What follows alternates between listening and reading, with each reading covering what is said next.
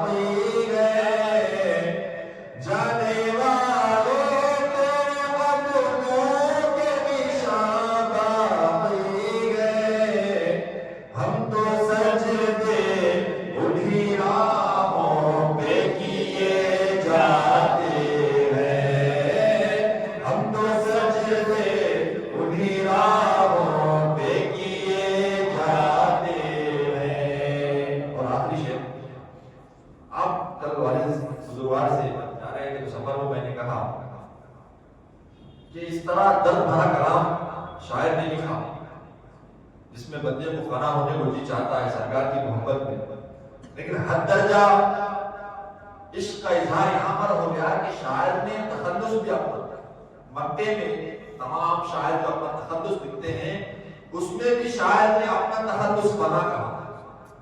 شاعر کا تخلص اس میں فنا. اہل علم سمجھ رہے ہوں گے میں کہاں کس طرح اشارہ کر رہا ہوں.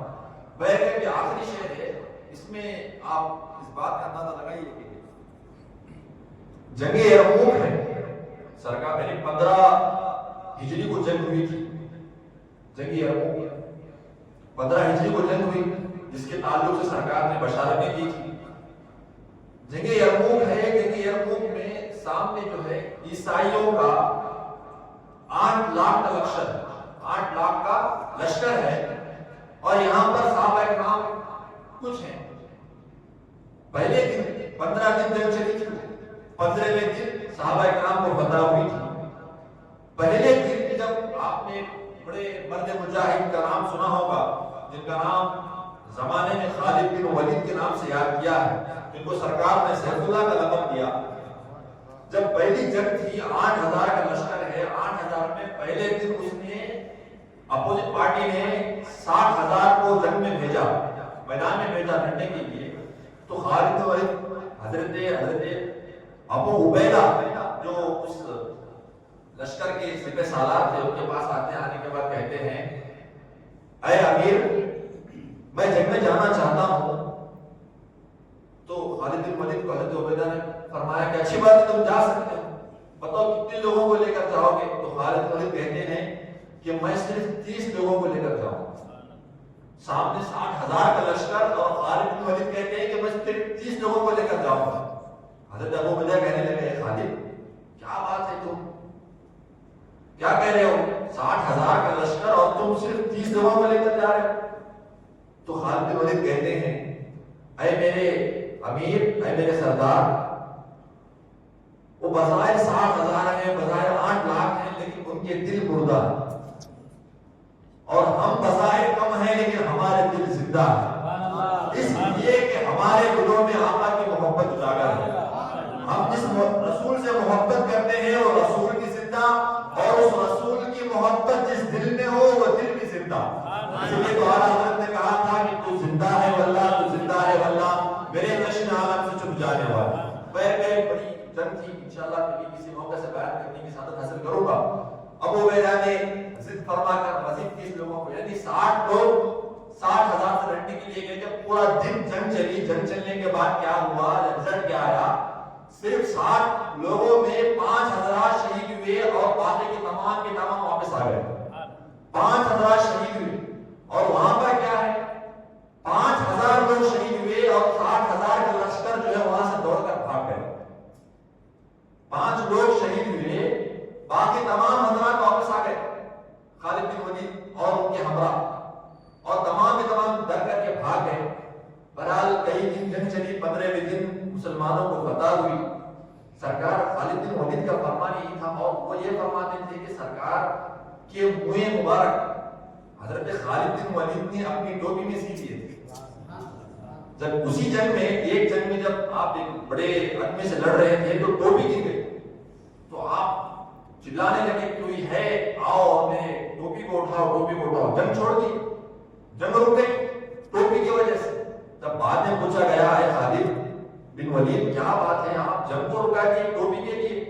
خالد بن ولید کہتے ہیں کہ ارے بھائی تمہیں کیا پتا ہو ٹوپی کی کیا قیمت ہے، کیونکہ میں نے میرے محبوب کے زلفوں کو میری ٹوپی میں سی دیا، میرے محبوب کو زلفوں کو اپنی ٹوپی میں سی لیا تھا، اور میں وہ ٹوپی لگا کر کے زندگی میں جتنے بھی جنگ لڑا ہوں میرے سرکار کی زلفوں کے صدقے سے کسی بھی جنگ میں کتنا بھی بڑا پہلوان ہو میری تلوار کو گرانے کی کسی کے اندر ہمت نہیں پیدا ہو. بڑے عاشق تھے، عاشقوں نے صرف محبت کا دعویٰ نہیں کیا بلکہ اپنی جانوں کو بھی پیش کیا ہے. اب تو اس آخری شعر میں شاید کیا کہتے ہیں، آپ اس کی گہرائی میں جانے کی کوشش کریں تو آپ کو مزہ آئے گا. ایک مرتبہ پاک کا نظرانہ پیش فرمائیں. اللہ